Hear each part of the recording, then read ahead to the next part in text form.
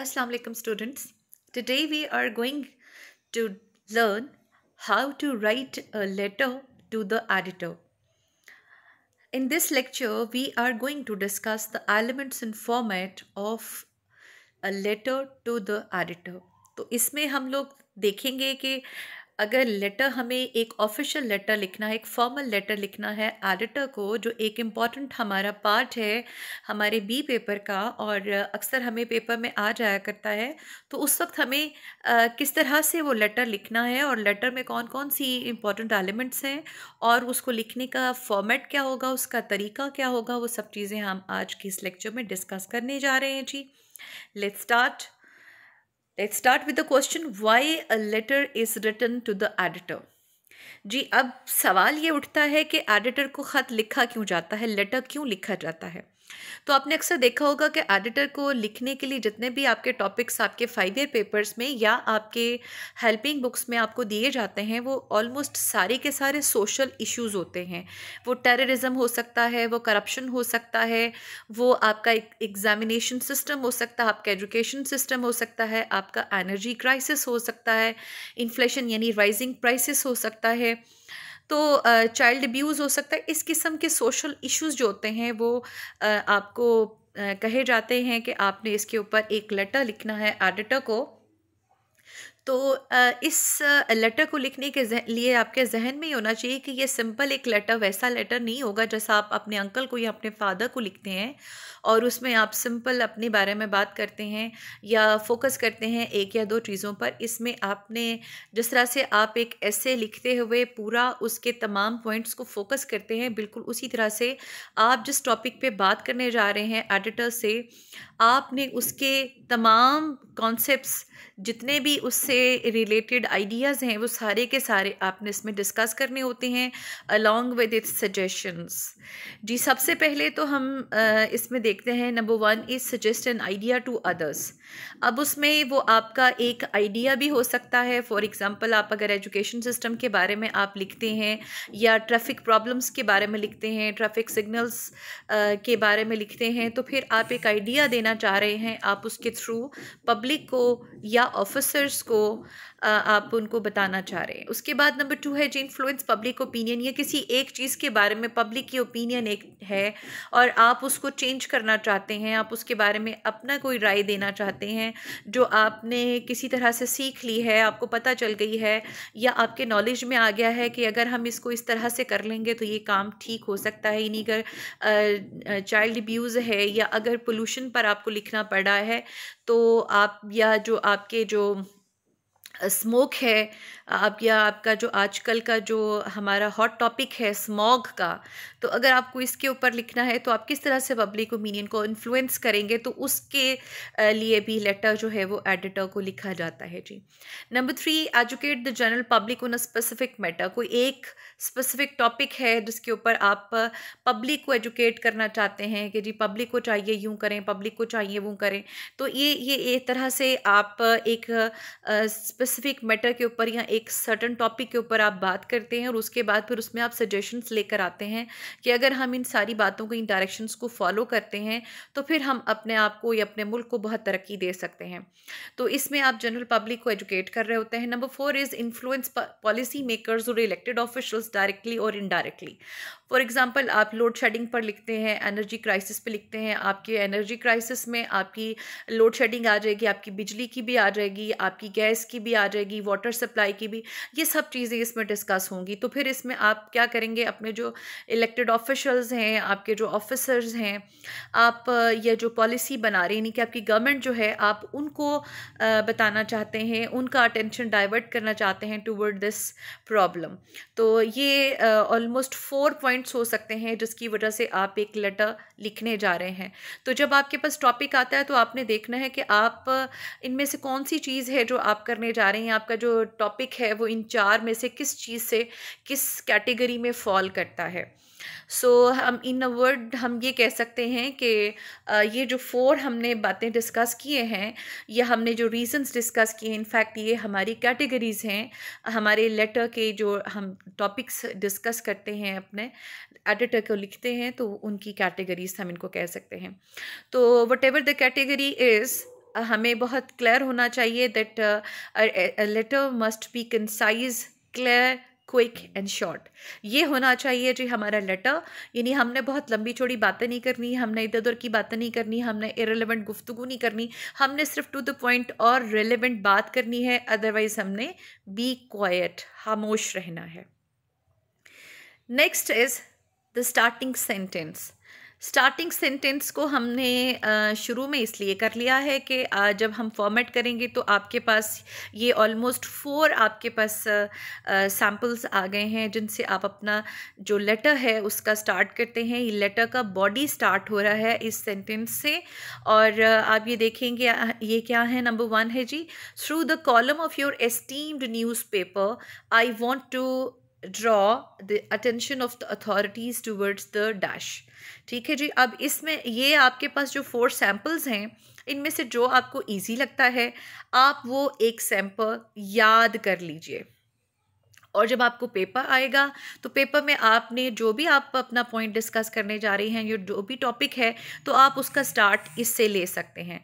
सो आपको करना क्या है, इन 4 में से जो इजी लग रहा है आपको, आप उसको याद कर लीजिए, या जो आपको अच्छा लग रहा है, ज़्यादा इंप्रेसिव लग रहा है, आप उसको याद कर लीजिए जी। Through the column of your esteemed newspaper, comma, I wanted to draw the attention of the authorities towards the dash.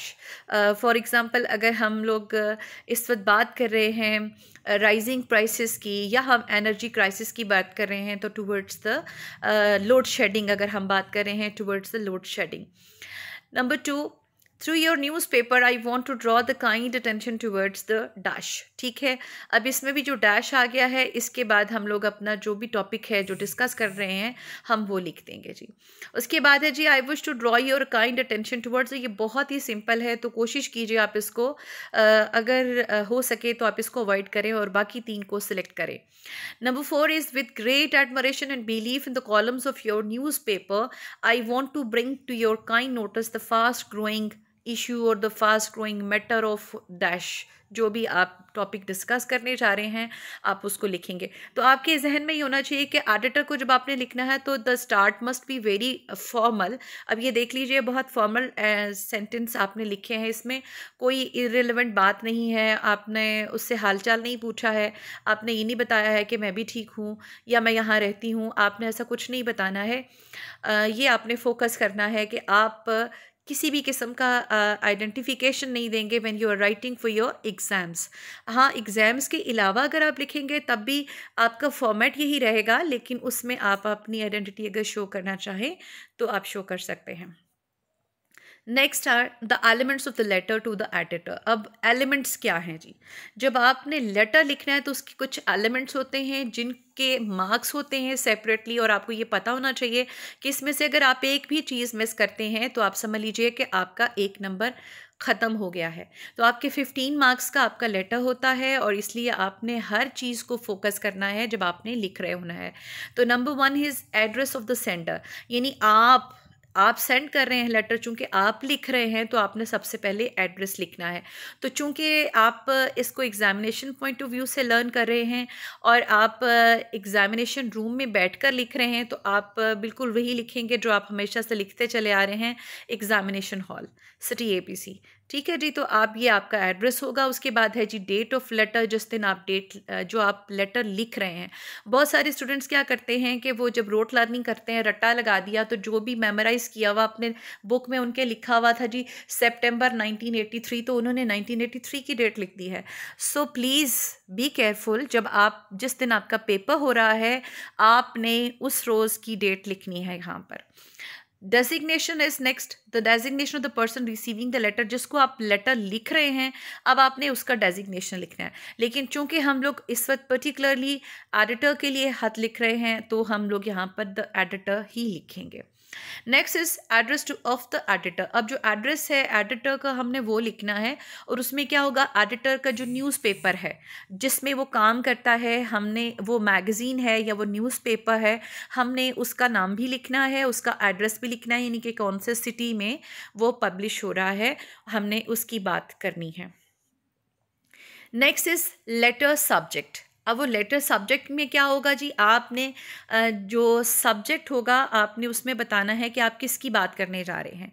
इसमें आप का सब्जेक्ट जो है वो अगर लोड शेडिंग है आप लोड शेडिंग लिखेंगे, ट्रैफिक जैम है ट्रैफिक जैम लिखेंगे, या lack of facilities in hospitals है तो वो आप वो लिखेंगे। So it must be very concise. अभी मैंने आपको बताया, जितने भी मैंने आपको सारी बातें बताई हैं ये आपको फ्रेज़ की फॉर्म में बताई हैं।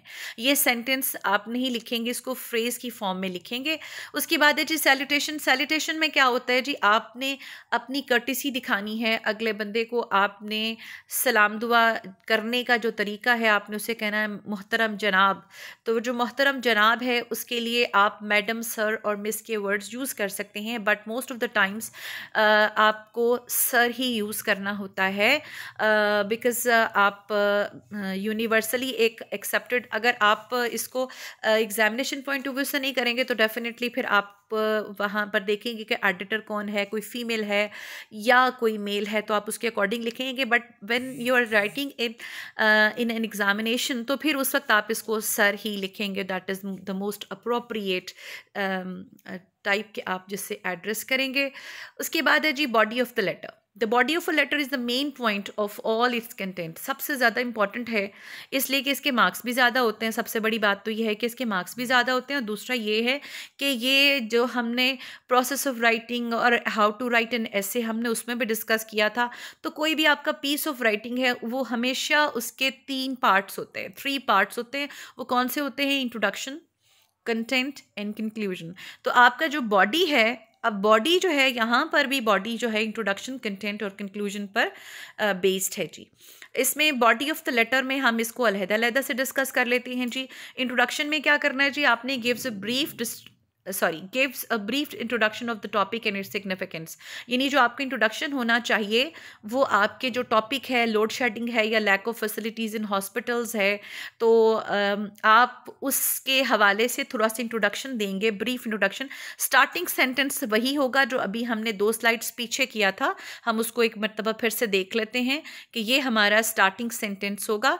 और इसके साथ ही हम ये वाला सेंटेंस लिखने के साथ हम लोग अपनी बात शुरू कर देंगे कि जी ये हमारा प्रॉब्लम है जिसके ऊपर हम बात करना चाह रहे हैं, और साथ ही हम उसकी सिग्निफिकेंस भी बताएंगे कि ये क्यों इम्पॉर्टेंट है, हम इस पे बात क्यों कर रहे हैं। तो इससे क्या होगा कि आप वो जो क्यों बात कर रहे हैं वो उसके सिग्निफिकेंस को शो करेगा, क्योंकि उससे ये होगा कि जो इसके इफ़ेक्ट्स हैं वो किस किस को सफ़र करने पड़ रहे हैं, किस किस को फेस करने पड़ रहे हैं। उसके बाद है जी नेक्स्ट कंटेंट। इंट्रोडक्शन आपका नॉर्मली एक पैसेज का होगा, उसके बाद जो आपका नेक्स्ट पैसेज होगा वो उसमें कंटेंट आ जाएगा। कंटेंट में क्या होगा, आप मेन डिटेल्स देंगे, सब्जेक्ट मैटर होगा उस पूरे लेटर का, जो भी आपका टॉपिक है आप उसको अपने आइडियाज़ को प्रूव करेंगे, आप उसके लिए एविडेंस लेकर आएंगे। और कोशिश कीजिए कि आपका जो कंटेंट है it should be very concise. आपका 3 पैराग्राफ्स होना चाहिए मैक्सिमम, तो मिनिमम आप 2 पैराग्राफ्स भी लिख सकते हैं अपने कंटेंट पे, कि जिसमें आप उसकी मेन डिटेल्स दे दीजिए एक पैराग्राफ में, और सेकंड पैराग्राफ में आप उसके जो भी उसके रिजल्ट्स हैं आप उनको डिस्कस कर सकते हैं। Next is conclusion. कंक्लूजन में क्या करेंगे जी, कंक्लूजन जो है उसमें आप इंफॉर्मेशन की समरी देते हैं, जो भी आपने पूरा डिस्कस कर लिया है, जैसे हम पहले भी करते रहे हैं कि कंक्लूजन में समरी आएगी। इसके साथ साथ अगर कोई सजेशंस आपके माइंड में हैं तो वो सजेशंस भी आप इसमें देंगे। वो सजेशंस 2 भी हो सकते हैं, वो 3 भी हो सकते हैं, इट डिपेंड्स कि किस किस्म का इशू आप डिस्कस कर रहे हैं। Next is complimentary conclusion. अब कॉम्प्लीमेंट्री कंक्लूजन बिल्कुल वैसे ही है जैसे आपने बिल्कुल जो आपके लेटर का हेड होता है और ये लेटर का एंड होता है या टेल होता है, तो एक उसके मार्क्स होते हैं और एक इसके मार्क्स होते हैं। बॉडी हमने डिस्कस कर लिया। अब ये कॉम्प्लीमेंट्री कंक्लूजन है, इसमें क्या होता है कि आप एडिटर को रिमाइंड कराते हैं कि देखिए जनाब आपको मैंने ये सारी बातें बता दी हैं, अब आपका काम है कि आपने क्या करना है। तो क्या करते हैं जी, add a kind reminder for the editor to take the appropriate action if any needs to be taken और give in appropriate conclusion to the main content. तो आप इसमें जो भी कंक्लूजन देना चाहते हैं आप वो दे सकते हैं। उसके बाद नेम ऑफ द सेंडर आ जाएगा, जो आप बताते हैं जी योर्स सिंसियरली या योर्स ट्रूली आप उसमें लिखते हैं जी। इसके बाद जी ये आपका कंप्लीट फॉर्मेट है। अगर इसको हम देखें तो हमें पता चलता है सबसे ऊपर जो है वो सेंटर्स एड्रेस है, जो हमने पहले डिस्कस किया कि एग्ज़ामिनेशन हॉल आएगा। उसके बाद आप देखें तो एक लाइन आपको नज़र आ रही है, तो ये लाइन असल में क्या है, ये स्पेस है। आपने एक लाइन छोड़कर डेट लिखी है, यानी आप एग्जामिनेशन हॉल लिखेंगे, सिटी एबीसी लिखेंगे, उसके बाद आप एक लाइन छोड़ेंगे और फिर आप डेट लिखेंगे। डेट के बाद फिर आप देखें आपको एक लाइन नज़र आएगी ब्लैंक, इट मीन्स कि आपने एक और लाइन छोड़नी है। और उसके बाद आपने designation and address of the receiver लिखना है, यानी आपने यहाँ पर लिखना है द एडिटर, उसके बाद उसके न्यूज़पेपर का नाम यानी न्यूज़ एजेंसी जो है द डॉन, और फिर जिस शहर से आ रहा है, for example if it is Lahore और इस्लामाबाद और कराची और जो भी है, या आप उसको सिंपल सिटी एबीसी भी कर सकते हैं।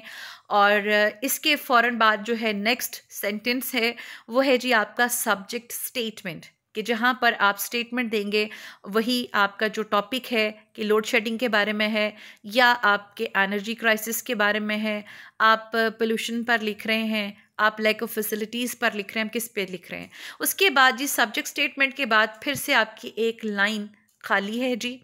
उस लाइन खाली के बाद फिर आप सैल्यूटेशन करेंगे, जिसमें आप लिखेंगे सर या रिस्पेक्टेड सर, कॉमा लगाएंगे, और फिर आप स्टेटमेंट ऑफ प्रॉब्लम, यानी यहाँ से आपका बॉडी स्टार्ट हो गया है लेटर का।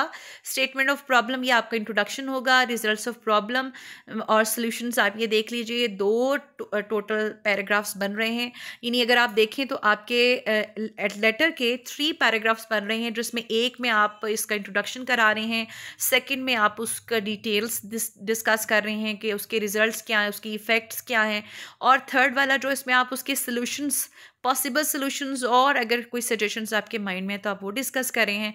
और एंड पे आपका सब्सक्रिप्शन एंड नेम है कि जब आप एंड करने जा रहे हैं योर्स ट्रूली, यानी जो भी आप लिखना चाहते हैं। अभी ये आपके सामने लेटर है जी। हमने इसको जो लिखा है वो किस तरह से लिखना है, एग्जामिनेशन हॉल, अगर आप इसको गौर करें तो आपको पता चल जाएगा जी एग्जामिनेशन हॉल कोमा, उसके बाद है जी सिटी एबीसी। आप देखिए ए बी सी तीनों कैपिटल हैं और तीनों के बाद फुल स्टॉप्स हैं। उसके बाद आपकी लाइन एक ब्लैंक है, आपने एक लाइन छोड़ दी है, और फिर आपने लिखा है डेटेड 25 अप्रैल कोमा 2023 फुल स्टॉप। इसको प्लीज़ फुल स्टॉप ज़रूर लिख लीजिएगा। आप समझ लीजिएगा यहाँ पर आपका एक नंबर कट जाएगा अगर आपने नहीं लिखा तो। 25 अप्रैल 2023 कोमा इसके बीच में आ चुका है जी। और ये मैंने डेट आज की नहीं लिखी है, ये डेट मैंने अप्रॉक्सीमेटली वो डेट लिखी है जिस दिन आपका पेपर हो सकता है।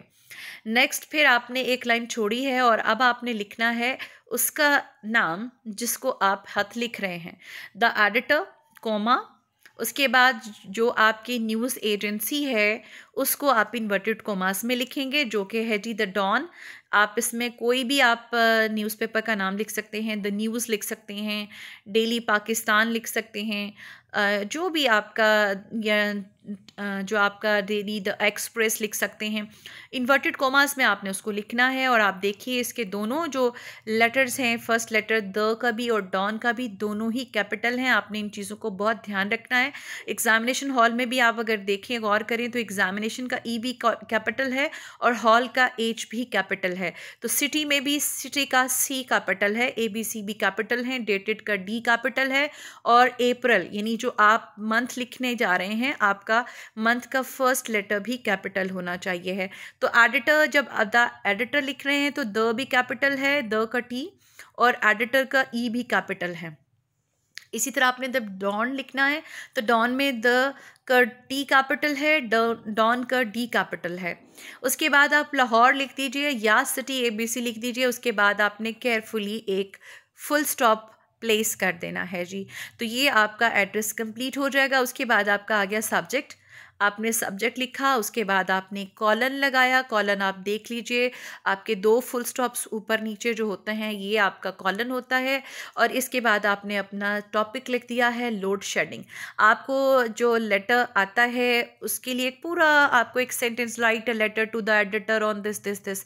तो आपने ये देखना है कि आपने सबसे पहले अंडरलाइन करना है अपना टॉपिक पढ़ करके उसमें कौन सी चीज़ के ऊपर बात करनी है आपने। तो आपने उसको फ्रेज़ की फॉर्म में, अब ये देखिए यहाँ पर सेंटेंस नहीं नहीं लिखा, फ्रेज की फॉर्म में आपके सामने ये सब्जेक्ट स्टेटमेंट लिख दिया है जी। उसके बाद सब्जेक्ट स्टेटमेंट के बाद जी आपका फिर से एक लाइन ब्लैंक छोड़ दी है आपने, और अब आप आए हैं रिस्पेक्टेड सर पे। अब रिस्पेक्टेड सर जो है, इसमें आप सर भी लिख सकते हैं और रिस्पेक्टेड सर भी लिख सकते हैं, और कोमा लगा के आपने नेक्स्ट लाइन से स्टार्ट करना है, और नेक्स्ट लाइन कहाँ से होगी, जहाँ पर आपके सर का कोमा ख़त्म हो रहा है। तो यहाँ से आपका ये नेक्स्ट लाइन जो है, जो आपका फर्स्ट पैराग्राफ है, वो यहाँ से स्टार्ट होना चाहिए है, और उसके बाद जहाँ पर ये ख़त्म हो, तो जब नेक्स्ट आप पैसेज शुरू करेंगे तो वो पैराग्राफ भी बिल्कुल इसके नीचे से ही शुरू होना चाहिए।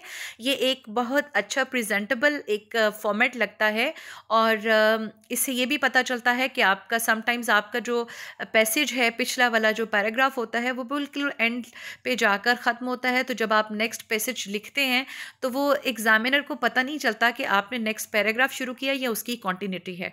तो इसलिए आपने ये चीज़ जहन में रखनी है कि जहाँ पर आपका एक पैसेज ख़त्म हो जाए तो नेक्स्ट पैसेज शुरू करने के लिए आप इसी फर्स्ट पैराग्राफ का जो स्टार्टिंग है, आप इसी को फॉलो करेंगे जी। तो हमने स्टार्ट अपने स्टार्टिंग सेंटेंस से लिया, जो हमने शुरू की स्लाइड में डिस्कस कर लिया था। Through your paper I want to draw the attention towards a major issue. तो मैंने इसको थोड़ा सा और इसको रिफाइन करके, थोड़ा सा इजी करके तो मैंने ये लिख दिया, आप ये भी लिख सकते हैं। तो मेजर इशू के बाद हमने इसको ब्लैंक छोड़ दिया है कि वो आप जो भी आप डिस्कस करने जा रहे हैं आप वो लिखेंगे जी। इसके बाद जब आपका फर्स्ट पैसेज ऑफ इंट्रोडक्शन ख़त्म हो जाएगा, जिसमें आपने इंट्रोड्यूस करा है अपना पूरा सब्जेक्ट, तो अब आप जो नेक्स्ट पैसेज लिखने जा रहे हैं वो आपने, चूँकि उसके जो रिजल्ट्स हैं और इफ़ेक्ट्स हैं, आप उसके ऊपर बात करने जा रहे हैं, तो आपका ये पैसेज जो है, ये पैराग्राफ शुरू होगा, it has caused many problems for the people from every field of life. यानी आप इसमें डिस्कस करेंगे ना, आपके अगर कोई बिजनेसमैन है वो भी इससे अफेक्ट हो रहा है, आपके स्टूडेंट्स भी अफेक्ट हो रहे हैं, टीचर्स भी हो रहे हैं, आपके जो घरों में लोग बैठे हैं, एजड हैं, पेशेंट्स हैं, हेल्दी हैं, वर्किंग पीपल हैं, सब के सब इस चीज़ से अफेक्ट हो रहे हैं। तो आप इसके अंदर वो सारे रिजल्ट्स और इफ़ेक्ट्स लिखेंगे अपने इस टॉपिक के। नेक्स्ट इज़ हियर, अब जब ये ख़त्म हो जाएगा ये वाला पैसेज, अब आप नेक्स्ट पैसेज की तरफ आएंगे, जो आपका थर्ड पैसेज है। अब उसमें ये आपका कंक्लूडिंग पैसेज है, जिसमें आप अपने पूरे इस जो भी आपने टॉपिक डिस्कस किया, आप उसके बारे में बात करने के लिए कहेंगे। Here are some suggestions regarding the solution of this common problem. अब वो जो सोल्यूशंस हैं, जो सजेशंस हैं, वो सारे के सारे आप इसमें लेकर आएंगे। वो आप नंबरिंग के साथ भी लिख सकते हैं, आप बुलेट्स के साथ भी लिख सकते हैं, और आप सिंपल पैराग्राफ के साथ भी सेंटेंसेस की सूरत में लिख सकते हैं। सो आपका जब ये वाला पैसेज ख़त्म हो जाएगा, तो नेक्स्ट जो आपका लास्ट पैसेज है, I hope you would publish this letter on top priority as well as take some necessary actions to get it reach to the maximum number of people and public officers. ये अगर आप याद कर लें तो that is okay, आप कर सकते हैं, बहुत अच्छी बात है। अगर आप इसको मज़ीद ईजी करना चाहें, या अगर आपके पास जो अवेलेबल है वहाँ पर ज़्यादा ईजी लैंग्वेज है, तो आप उसको यूज़ कर सकते हैं। तो आप ये लिखेंगे, यानी यहाँ पर भी एक कॉमन सेंटेंस ही आप लिखेंगे, और उसके बाद जी आप थैंक यू लिखेंगे। थैंक यू के बाद आपके जो ये कॉम्प्लीमेंट्री कंक्लूजन है आपका, जहाँ पर आपने थैंक यू लिखा और उसके बाद आपने योर्स ट्रूली लिखा, तो आपने इस चीज़ को बहुत ज़्यादा केयरफुली लिखना है कि योर्स में बहुत सारे स्टूडेंट्स योर्स लिखते हुए अपोस्ट्रोफी लगा देते हैं। अपोस्ट्रोफी किसे कहते हैं कि एस से पहले कोमा लगा देते हैं।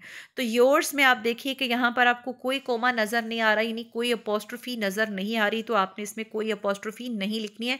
यानी कि सिर्फ एडिटर को लिखते हुए आपने नहीं लिखना, तो आप अपने अब्बा जान को लिखेंगे योर्स लविंग डॉटर या योर्स डॉटर, तो आप वहाँ पर लिख दें। तो ऐसा बिल्कुल नहीं आपने करना। आप कहीं पर भी लिखेंगे तो आप योर, अगर योर लिख रहे हैं तो दैट इज़ ओके, योर तो योर लविंग डॉटर आप इस तरह से लिखेंगे। लेकिन जब आप योर्स ट्रूली, योर सिंसियरली करेंगे तो उसमें आप एस के साथ अपोस्ट्रोफी एस नहीं लगाएंगे। उसके बाद आप ट्रूली देखिए, बहुत सारे लोग जो हैं बहुत केयरफुली यहाँ पर आकर कैपिटल लेटर लिख देते हैं। तो चाहे आप सिंसियरली लिखें, आप ट्रूली लिखें, तो आपने यहाँ पर स्मॉल लेटर यूज़ करना है, योर्स ट्रूली XYZ, और आप देख लीजिए कि यहाँ पर भी आपके फुल स्टॉप है। So this is all about your lecture today. I hope आपने इसको अच्छे से समझ लिया है, आपको बहुत सही समझ आ गया है। आपके सामने ये पूरे एलिमेंट्स डिस्कस किए हैं लेटर के, आपके सामने स्टार्टिंग सेंटेंस लेकर आए हैं और आपको बताया है कि किस तरह से आपने एक अच्छा लेटर लिखना है एडिटर को ताकि आप मैक्सिमम मार्क्स ले सकें। थैंक यू एंड अल्लाह हाफिज़।